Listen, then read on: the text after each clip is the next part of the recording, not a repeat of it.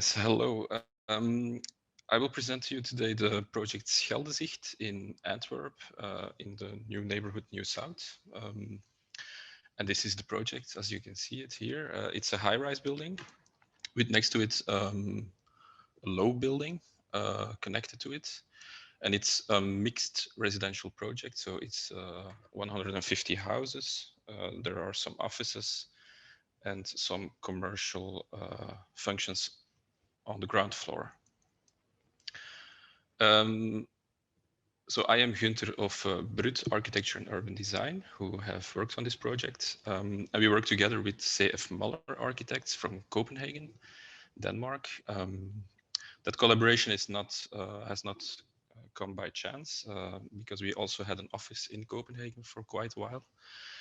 And for this project, for a high-rise, which we have not done yet in our career, we have established this collaboration with C.F. Møller, who have, of course, a lot more experience, not only in Denmark, but all along Europe.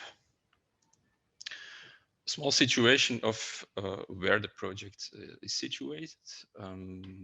So this is the Nieuw Zuid development. It's in the south of Antwerp, obviously.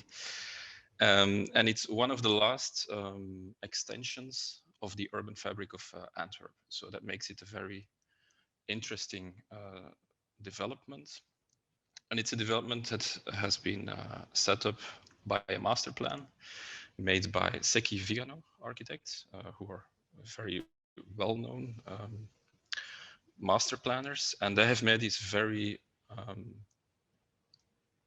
innovative neighborhoods. So it's not a very classical master plan, but it's a master plan with open building blocks organized along striga. Striga are the connections that go north to south.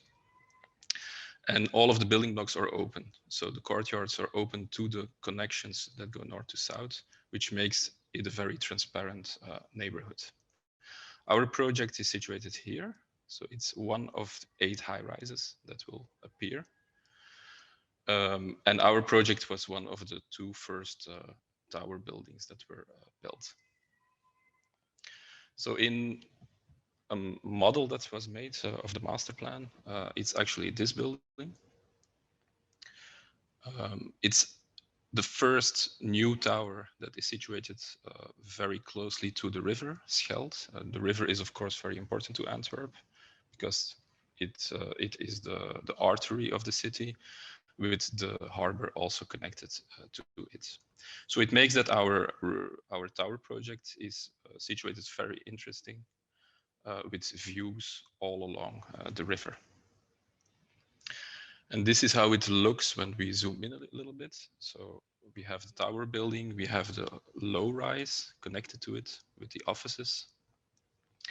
And it's connected to a courtyard, which is open to a pathway where no cars are allowed, of course. So this is the central street of the neighborhood, where we have the corner with of course, some shops and some bars connected to it. And then on the inside, you have this more courtyard-like feeling with a green space. The idea of our project was that it's a tower project, and that means that there are some challenges also to a project like that. And we wanted to make a reference to the historical city of Antwerp. So this is the South neighborhood, which is closely connected to the Nieuw Zuid neighborhood. As you can see, it's a very classical 19th century neighborhood with very wide streets and a lot of squares connected to it. So, but the buildings are 3 to 4 stories high. And our goal was, and it's not the first time that people have aimed to do that, to not make a tower project where you are living very anonymously, but where you get the feeling that you are living in a townhouse, in a city house. And a very important thing for us is that a tower building plays on different scales in a city. It of course plays a role in on the city scale, because it defines the sky line of the city. It becomes part of the new skyline of the city. But when you get closer, there are different scales of a building that come into play. And even to the closest scale, when you are very close to the building, you can also feel the building. And that's for us something that we took into account. So these are some images we made during the design, how the building should look. As you can see, it has two very different sides. It has a very open side on the interior of the neighborhood, and towards the river, we actually introduced like a winter garden typology, which is of course a very big asset for the people living there. But it also gives like this glazed facade towards the river, which means that you have also some reflection in the evening, so that the building can also play a role on a bigger scale. And this is how it looks, the building. So it's of course constructed at this moment, has been delivered in 2020. So we're looking from the other side of the river, the left bank of Antwerp, and we're looking towards the quays, the old quays of Antwerp, which are being redeveloped also at this moment into a big walking area, more towards the center. And here on the Nieuw Zuid neighborhood, it will become like an urban forest. So that still has to be constructed, as you can see. So, but this is how the tower, our tower, the Scheldezicht Tower, plays a role in the new skyline of Antwerp. As you can see, there's also another tower that already has been constructed by KCIP and EVR architects. So this is when we look into the central street of the neighborhood. So we're coming from the old docks of Antwerp at the south, in the south neighborhood, and we're looking into the central street, as you can see, with all the new buildings that have been constructed and that are still ongoing. And our tower is actually the first tower at this moment that actually has a vertical accent into the central street. This is important because, of course, on the corner you have also these functions that are there. So actually our building pinpoints the whole neighborhood at this moment to the central street. Some other images that show you how the tower becomes part of the new neighborhood. So it's very specific for the master plan, that it's a combination of lower buildings, middle high buildings, and also some towers. And that's of course always a balance, how you can integrate these towers into an urban fabric. And I think with the master plan that has been made, we actually succeeded to have a very interesting connection between these different types of buildings. So as I also already mentioned, building a tower, and especially a housing tower, is quite a challenge because there is a factor of anonymity in a tower building. It's not because we live together with a lot of people that there are a lot of interactions, that there is a lot of communication between the residents. And that's actually interesting because we looked a little bit at history and a lot of other tower buildings, and you have two different typologies, we think. You have tower buildings that present themselves like this, like an object, which is very much designed as an object, yeah. And on the other hand, you can also see this typology where you can see the individual scale very clearly, where you have like every house has a balcony and the balconies define the tower. Both typologies for us were not that interesting because they both show that you live in a very big building, but they don't give you a big sense of identity, of recognizability. So we wanted to introduce a collective scale into the architecture of the building. And we did that by dividing the building, the high rise, into some different layers. And some of them are one layer high, one floor high. Some are 2 floors high, up to 4 floors high. And that gives you this result.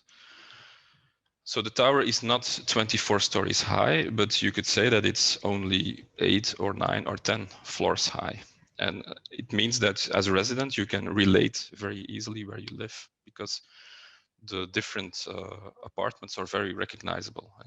If you know that you live here, you will recognize very quickly, I live over there, and it's not the same. It's not the same house as a house that is situated here.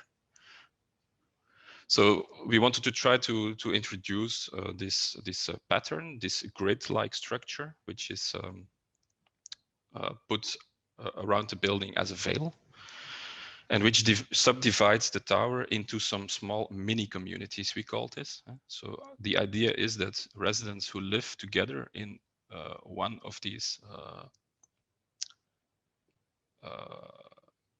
grids, elements of the grid, have a sense of community. And so as you can see, the private balconies are altered. So they're not stacked on top of each other, but they shift slightly, which means that you can have contact with your neighbor, but you can also have privacy if you don't want to see your neighbor at a certain point. So you have a choice in this building, and that's what we actually were aiming for. So this is a view from the interior of the new neighborhood, where you can see how it presents itself with the open white structure. And on the interior of the courtyard, it gives you this idea. So where every house, of course, has a very qualitative exterior space. But this subdivision also defines in a big way how the building presents itself, and also how the neighbors have contact with each other. For the facade is made up of different layers. So we have, of course, a very compact volume, which has been made in brick. The choice for brick is not made by chance, of course, because we, as Belgians, we love bricks. Some other countries do. I think the UK also loves bricks, and also Denmark, Scandinavia loves bricks. So it was an obvious choice for us. And it's also an important choice because it's a warm material, as I was saying. A tower building plays on different scales. So for us, it's very important when you are on your terrace that the building is also a very pleasant building to be sitting at. A brick building it's a very interesting texture, a texture you want to touch. That's actually what we wanted to do, to introduce a human scale into this very big project. Every house, of course, has a balcony, and then we also added this white structure along the facade, which subdivides it into mini communities. And then we also added this glazed facade with the winter gardens, which are like a four-season area, an extension of the house of the people living there. So these are two views on the glazed facade, the winter garden.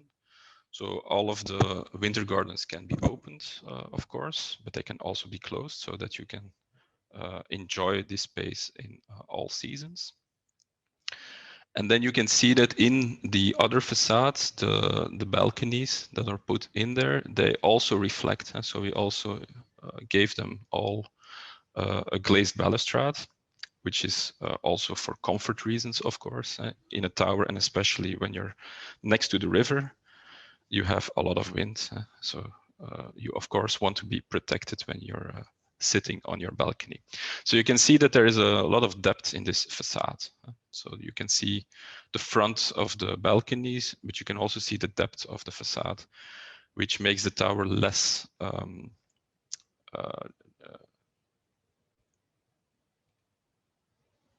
less massive, I would say. So, and this is the result when you're standing on your balcony. So this is one of the white grids. So it's a full balcony all along the facade. And on top of you, you have the balcony of your neighbor, but there are also open spaces in between where you can have a double high experience, where you can have more light and more air on your terrace. So you have these different experiences on the facade, and this is looking from another balcony. So, and this is a little bit what I meant in the beginning when I said that we wanted to make the reference to the city, where you are not living in a tower of 24 stories high. As you can see, at a certain point, there is this wide terrace, which cantilevers, and it means that you have contact with 4 layers of houses. So, and this, in fact, when you're standing there, it really works. You don't have the impression that you're actually sitting on a balcony in a tower, but you're feeling that you're like in a street in the air overlooking Antwerp. And so you have this intimacy, and at the same time, you of course still live in a tower with a very impressive view over Antwerp and the River Schelde. Another thing that was very important to us, I already mentioned it, is to tackle the anonymity in tower buildings. So we did that by introducing these mini communities in the facade, which is of course something that will work or not work. So that depends a little bit also on the residents, but we also wanted to try to introduce some collective spaces into the tower building, which is something we hear a lot, but actually in practice, especially in Belgium, it doesn't really happen that often until now. So we succeeded to introduce some collective spaces into the building. And they start on the ground floor and they go all along the tower.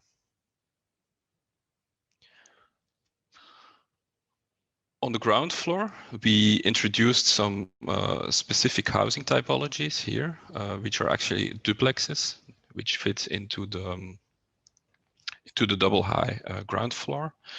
And they will activate also the liveliness of the courtyard. As you can see, the courtyard here is not very green yet because it was just finished, but this will become like a green oasis with also some people living there, who will also activate the garden.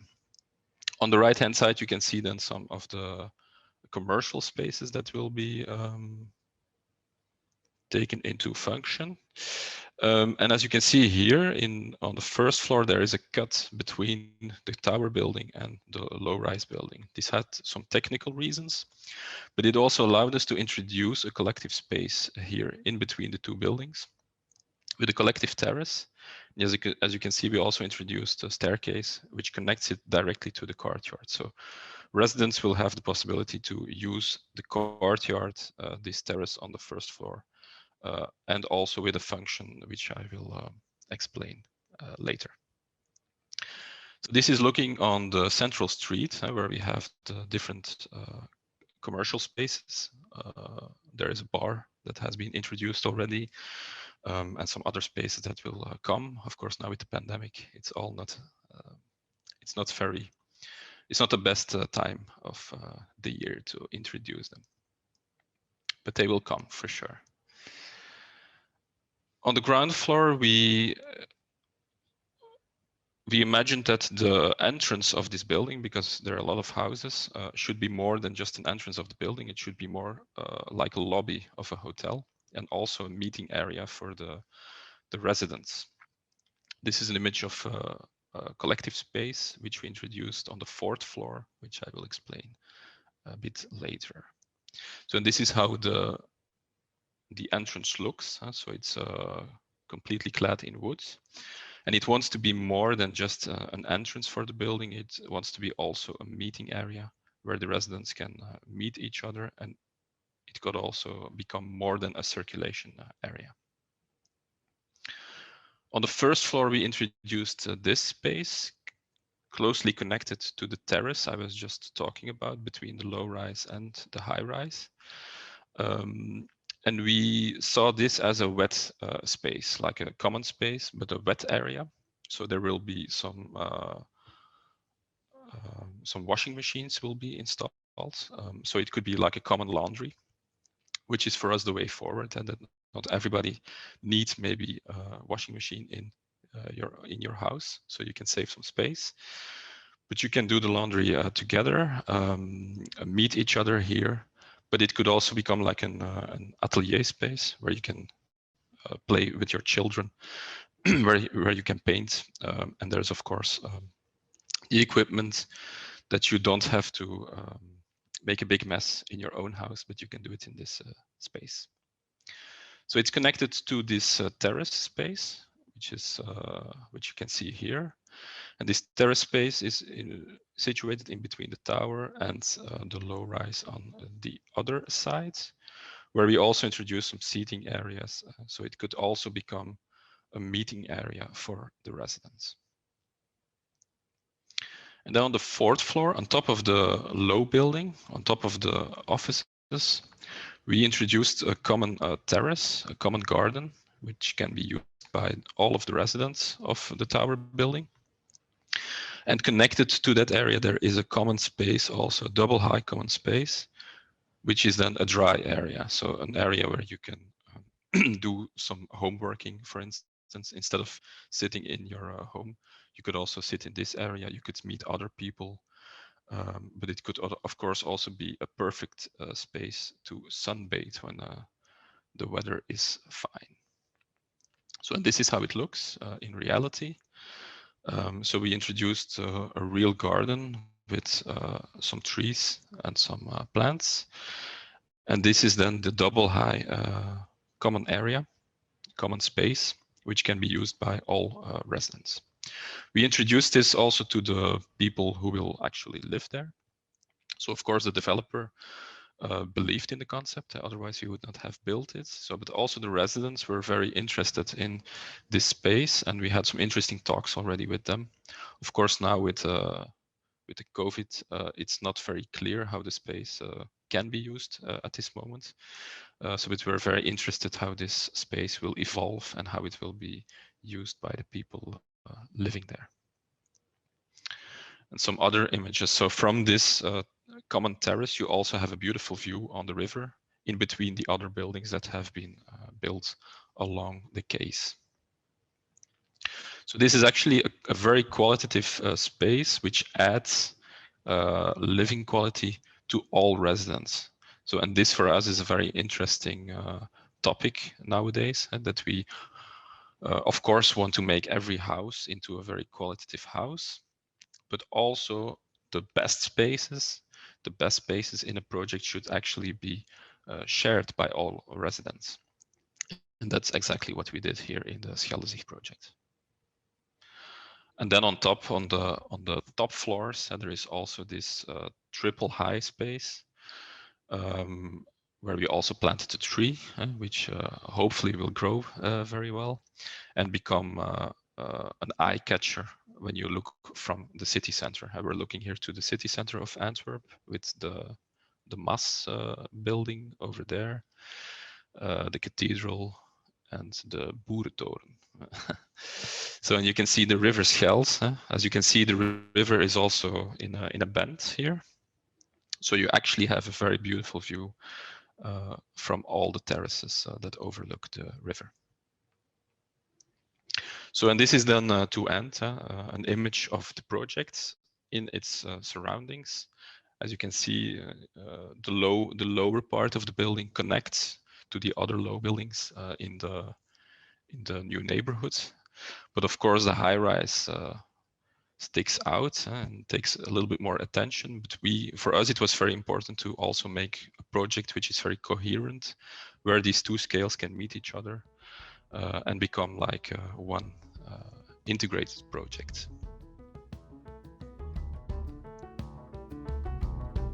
At Brickworks Vande Moortel, we make high-quality bricks, slips and clay pavers in unique colors and sizes. With sustainability as one of our key values, we created a brand new high-end brick lab, allowing us to innovate in an eco-friendly way in the various parts of our company and the building solutions we provide. Building further on the sustainable initiatives we already had, such as maximum transport by boats reducing transport emissions, minimizing production waste and reusing it in the production process, and our ecological brick sizes, our new building runs on solar energy, parking spaces are water permeable, and we planted more than 200 trees. With the Green Deal in mind, we believe in ecological and circular building solutions which meet the highest design standards of today. All this without losing our passion that we would love to share with you.